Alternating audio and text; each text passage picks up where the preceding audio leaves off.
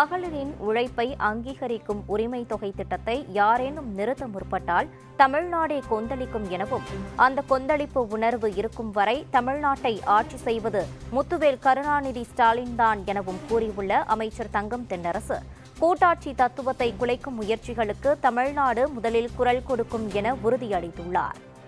மகளிர் உரிமை தொகையாக 1000 ரூபாய் நாங்கள் கொடுப்பதை நிறுத்த முயற்சித்தால் நான் 5000 ரூபாயாக அதை தருவேன் என்று நம்முடைய மாண்புமிகு முதலமைச்சர் எடுத்த முடிவு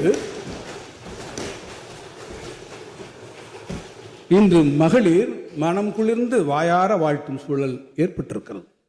மகளிரின் உழைப்பை அங்கீகரிக்கும் மகளிர் உரிமை திட்டத்தை யாரேனும் நிறுத்த முற்பட்டால் தமிழ்நாடே கொந்தளிக்கும். அந்த கொந்தளிப்பு உணர்வு இருக்கும் வரை தமிழ்நாட்டை ஆட்சி செய்வது முத்துவேல் கருணாநிதி ஸ்டாலின் தான் என்பதை நான் உரத்துச் சொல்கிறேன். நாட்டில் கூட்டாட்சி தத்துவத்தை நிலைநிறுத்த நம்முடைய முதலமைச்சர்கள் தொடர்ந்து முயற்சிகளை எடுத்து வருகிறார்கள். கூட்டாட்சி தத்துவத்தை குலைத்திடும் எந்த முயற்சி தலைநகரில் இருந்து உருவானாலும் அதை எதிர்க்கும் முதல் குரல் தமிழ்நாட்டில் இருந்துதான் ஒலிக்கும் என்பதை திட்டவட்டமாக தெரிவித்திருக்கிறார்கள். அந்த வகையில் அண்மையில் தமிழ்நாடு அரசு ஒன்றிய மாநில உறவுகள் குறித்த உயர்நிலைக் குழுவின் முதல்கட்ட அறிக்கை இந்த மாமன்றத்தின் முன் வைக்கப்பட்டிருக்கிறது.